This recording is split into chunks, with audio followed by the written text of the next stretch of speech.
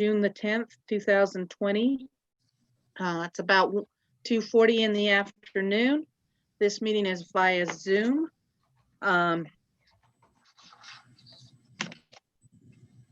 If persons wishing to comment on the agenda items may email their comments to providencecityutah@gmail.com or text comments to 435-752-9441. Ryan Snow is housing our meeting and he's all monitoring the chat. So far, I don't have any comments coming in on either the Gmail account or the texting account, so we're good that way. We have members present. I'm Scarlett Bankhead, and then we have Rob Stapley, our Public Works Director, Max Pierce, our City Engineer. We make up the Administrative Land Use Authority. Ryan Snow's our City Manager, and Diane Campbell is our Zoning Specialist, and April Fredrickson is our Stormwater and Zoning and works with buildings. So you get to have us all today, Dennis. Is there anybody with you, Dennis? Are you by yourself, or is there anybody else with you that's going to be participating?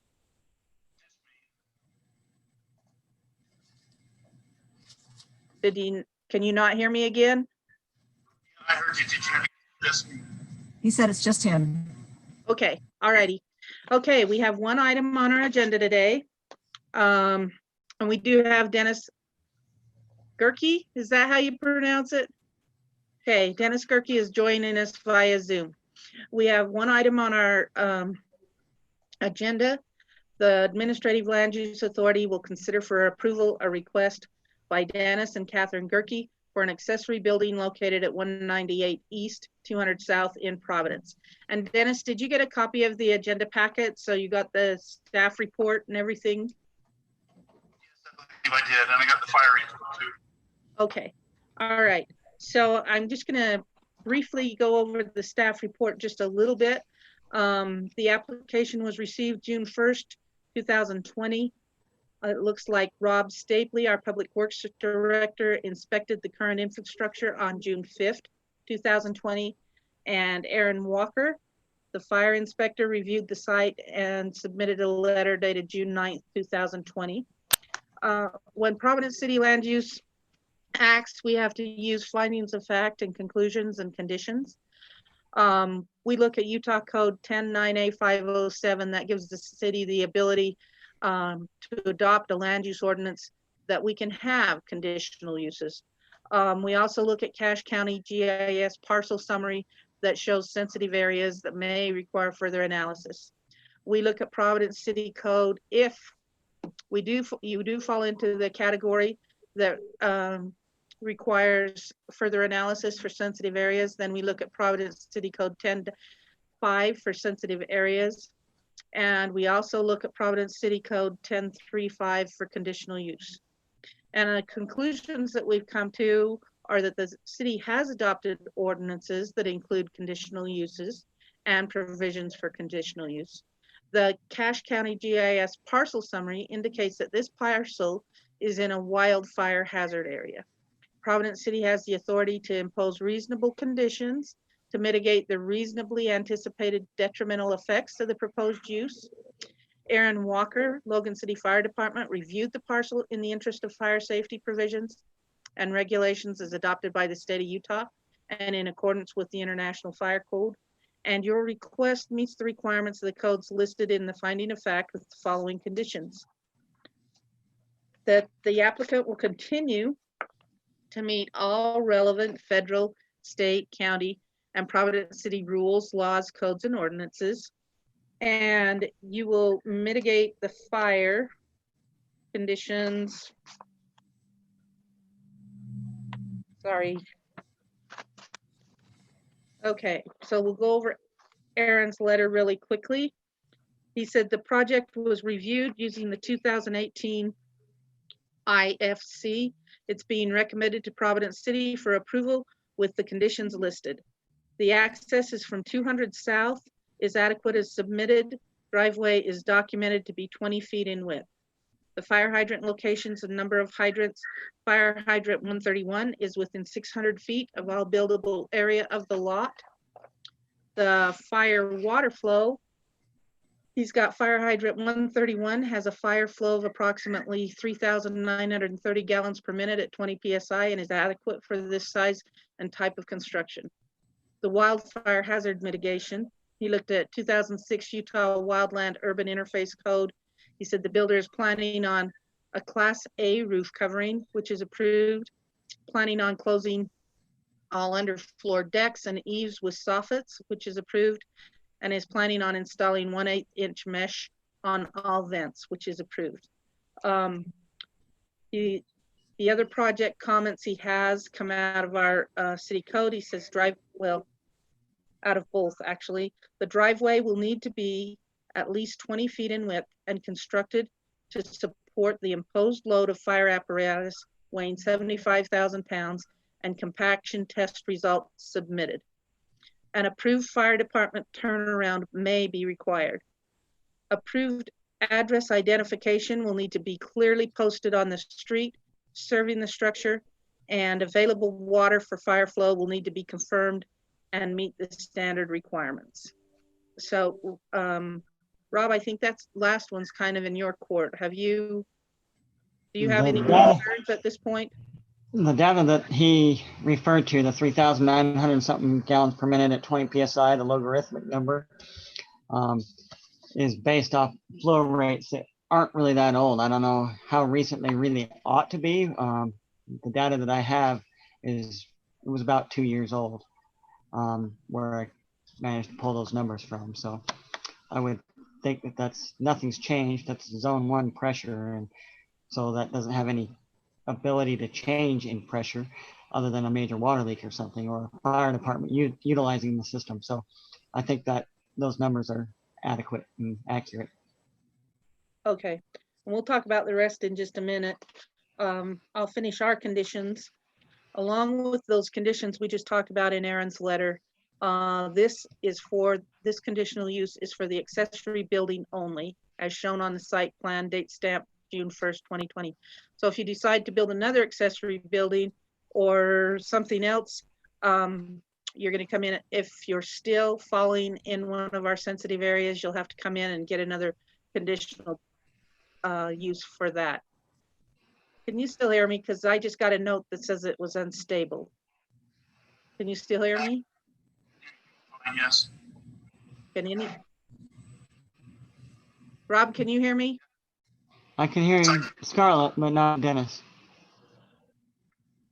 Yes, can you hear me? He's coming in, but he's really choppy, hard to understand.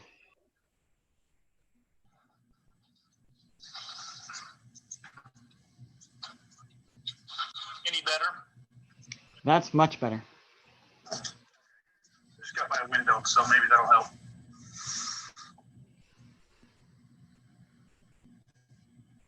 Okay.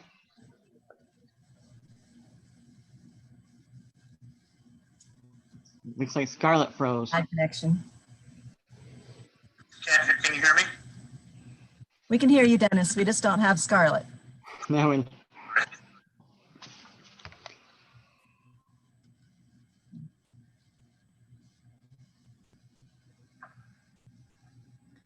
FYI for anybody who can hear me. Those last couple of conditions on Aaron's letter, it says if or when the building is used for residential purposes, then they have to do the following, the last 4 conditions. So I think. I'm looking at doing that. I just don't know when yet. Yeah, okay.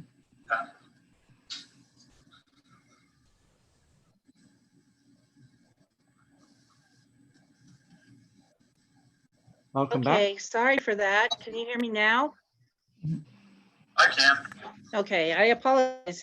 My internet just went away and you all froze in place. So sorry for that little interruption there.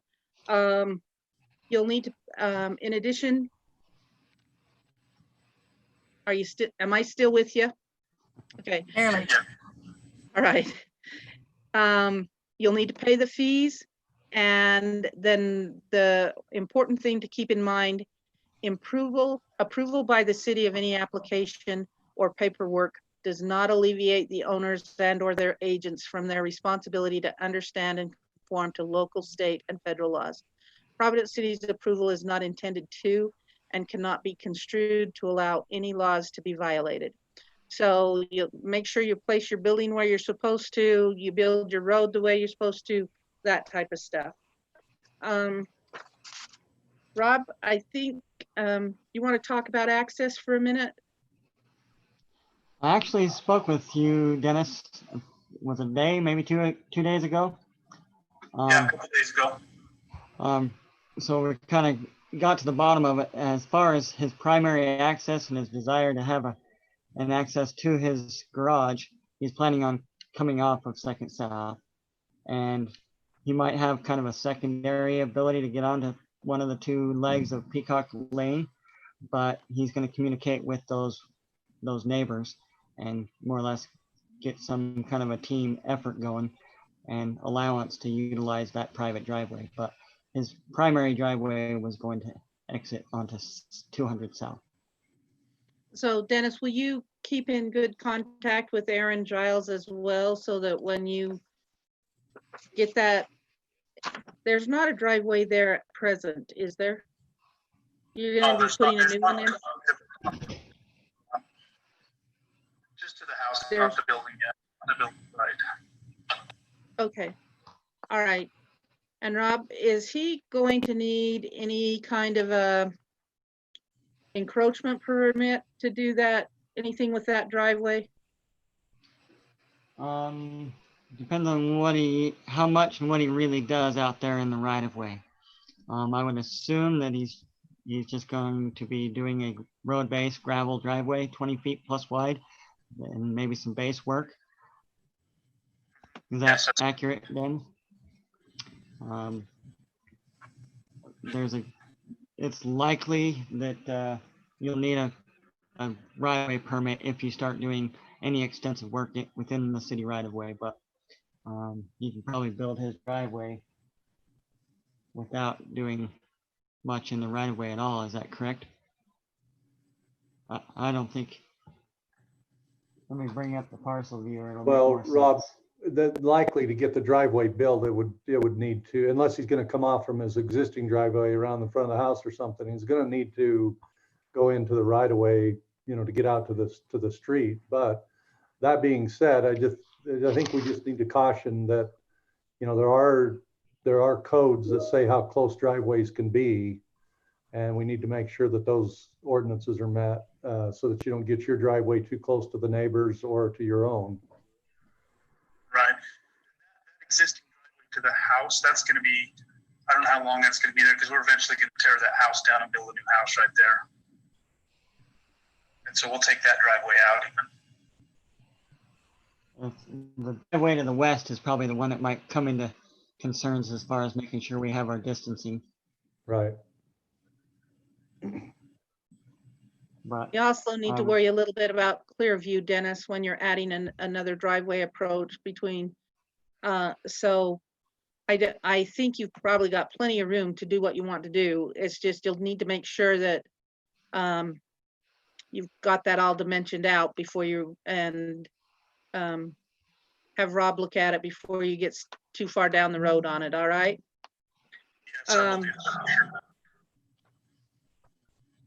Max, have you got concerns you'd like to bring up? There just was some, on the site plan, it shows a sewer service. And if I understand that site plan correctly, that shows the sewer going out of the lot at the southwest corner of the lot. And I don't believe there's sewer there now. Is there, Rob? Is there any sewer at that location? there actually is, and I talked with Dennis about this on the phone the other day as well. But if he's going to do a separate sewer service, he will have to go through the hurdles or hoops related to that extra connection into the sewer system. He told me that his initial primary plan is to actually connect to the existing structures, existing sewer service. But he's not going to do that at this time. But down the road, he might want to explore both avenues of whether he really wants to hook up to the house's existing home sewer or connect to the sewer that is in the easement on the south side of that lot. Okay. That would be a private sewer though, correct? And it's not a public sewer at that location, The is it? sewer, there's actually a sewer manhole and sewer main, public sewer main and manhole in the easement on that south side of that lot. Okay. Anything else, Max? No. I just want to make sure, Dennis, that we cover all the bases. The way this is set up, are you thinking that sometime down the future this might be an accessory dwelling unit? Yes, I am thinking that. I don't know exactly when, but I would like to put just a small, little living space in it, just part of that garage. Okay, is that how your plans are shown? Does your plan show a portion of it as living space and a portion as garage space? Or is that something you're thinking of redoing down? It's just going to be a garage now and you're going to redo something in the future? Yeah, I do have it show the proposed little area of that shop being made into a living area, but that could change. So I didn't want to put that in stone yet. But yeah, about 10 feet or 11 feet of the back of that garage, I'm kind of thinking of a little living space back there. So it'll be roughly 11 by 30. So the width. Okay, we just need to make sure that you look at our accessory dwelling. I didn't pull the accessory dwelling unit ordinance out and really go over it because I didn't know if that was your intent or not. But before you start building something, let's just make sure that really won't change any of the conditions as far as your zoning and your fire mitigation, I don't think. But there will be some additional codes if you're going to put a living space in there that may come into play. So let's just a word of caution, just make sure you check the accessory dwelling unit code and work with the building inspector so that what you set up now temporarily can be converted in the future and you don't cause yourself some grief. So Scarlett, I didn't review it. Some electric in and stub plumbing into where I think it would be, things like that. But if it's easier to do that now, I don't know, to address that with you guys now or just wait till I decide to do it. Max, did you have a comment? Yeah, I was just going to say, I didn't review it from an accessory building perspective. Does it meet the setbacks for an accessory building? It does. The setbacks for the accessory building are the same as the setbacks for primary structure. And you mean secondary structure? No, a primary structure. So they have to have the backyard, the interior side, a street side, a front yard, has to be meet the minimums of a primary structure, which this does. Okay. So that's why I kind of thought maybe that was the goal, because accessory structure, he could have moved it just 5 feet off side yard and 5 feet off rear yard. But where he's got it 20 feet off the rear yard, and I think it's 12 feet if I'm reading my old R's are seeing that correctly. That's correct. I think, okay. So that would meet our current ordinance for accessory dwelling units as far as setbacks go. Okay.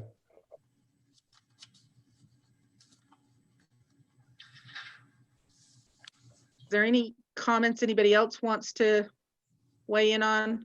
I just got one other. Rob, you brought up that there's a sewer easement along the south side of that lot. We're not encroaching on that easement, are we, with this building?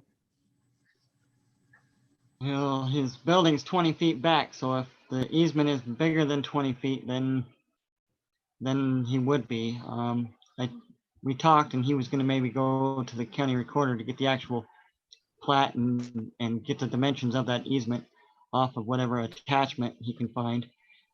I don't know exactly how wide that sewer easement is, but it's likely not over 20 feet, but it could be. Therefore, we needed to cross that T.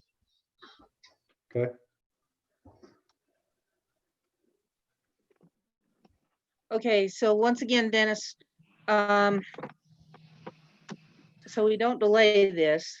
We have not compared this to the accessory dwelling unit code in detail at this point in time to say that it meets all the parameters of an accessory dwelling unit.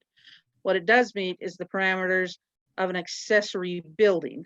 And so I guess my question to you is, do you want us to continue this and then review it as an accessory dwelling unit, or do you want to go forward with the application as is? Well, I want to for sure make sure I get all the setbacks and everything planned for a dwelling, you know, so I'd rather, if I'm going to do that, I'd rather tackle it now and get it all at once. So that way I wouldn't have to come back and different permits and everything like that if I have to. I'd rather get it taken care of. Okay, if that's the way you want to go, then I'm going to ask you to give us some more time so that we can make sure the accessory dwelling unit ordinance is not one that we've used a lot. And so it's not one that I can really speak to without having it open right with me. Okay. Max and Rob, how do you feel about that? I would agree. If we're gonna review it that way, I need a little more time to do some research on some stuff then probably. Definitely makes sense. You can get this all accomplished one go around instead of having headaches or frustrations later. Okay, One thing, Scarlett, on my thought there is, if he comes in as accessory dwelling unit now, at least he has the current rules. If he builds it as just an accessory unit and comes back, the rules may change and it may not fit. So if he Right, eventually wants to have the residential unit. So anyway, I think I fit to what you guys have just said, but just to kind of clarify for Dennis there.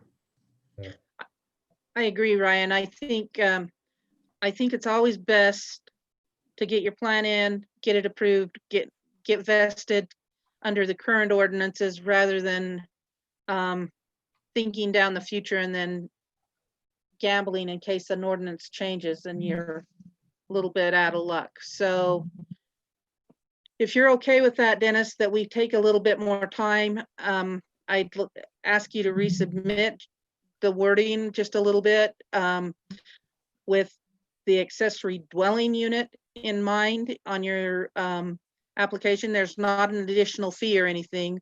We just need something in writing to move forward on the accessory dwelling unit side of things. And then we will pursue that and we'll reschedule. If you're good with that, I'll ask for a motion to continue and we'll get that homework done and get you scheduled again and get you on your way. Scarlett, can I go ahead?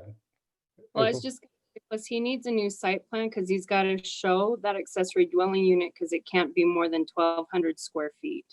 So just Right. if you prove he needs the new site plan too. Right. Thank you, April. Along those same lines, just as we were talking here, I did a little homework on the county's website, and there is a survey that was done last July on the property directly west of you, and it does show some discrepancies or gaps, that maybe not discrepancies, gaps along your south property line that might come into play. So you might want to look at that recorded survey and just see how that comes into play with where you're thinking your home would, or not the home, but where the building would go, because that may also play into where your setbacks are shown. And in other words, you're referencing to the property lines, and that's fine. That's the way it should be. I guess what I'm saying is the property line might be a little bit ambiguous, is maybe what I'm saying. Find that south pin from this recent survey they did. So that's what I'm going off, is the surveyor's pin out there in the corner. Okay, perfect. Yeah. Does anyone else have a comment? Dennis, do you have any questions? No, the only thing I was going to add is I do have another, like I told you, kind of a temporary site plan with the dwelling set up as a little living space too. It'd be hard to submit that. So I can submit that and show you kind of what I'm thinking on that and give you guys a copy of that. And then as far as the other things, I just need to Do I need to redo all my paperwork that I sent you guys, or just add a couple things to it saying it's gonna be used as a living space too? I would have to really look at the ordinance and see what it requires. So let Diane and I do a bit of homework on that and get back to you. That sounds good. That's perfect. Okay. All right. If there's nothing else, I would entertain a motion to continue this item and give us some time to review it under an accessory dwelling unit instead of an accessory building. Okay, I'll make that motion, Scarlett. I'll second it. Okay, the motion was made by Max Pierce and the second by Rob Stapley. All in favor? Aye. Aye. Any opposed? Okay, the voting was unanimous. So Dennis, we're going to continue for probably 2 weeks from today, and then we'll get back with you. As long as you get your paperwork into us relatively quickly, so we have time to look at it and make sure we're ready to go. Ryan, did you have anything else you wanted to add? No, I think you covered it. Thanks. Dennis, Okay. what did you want to say?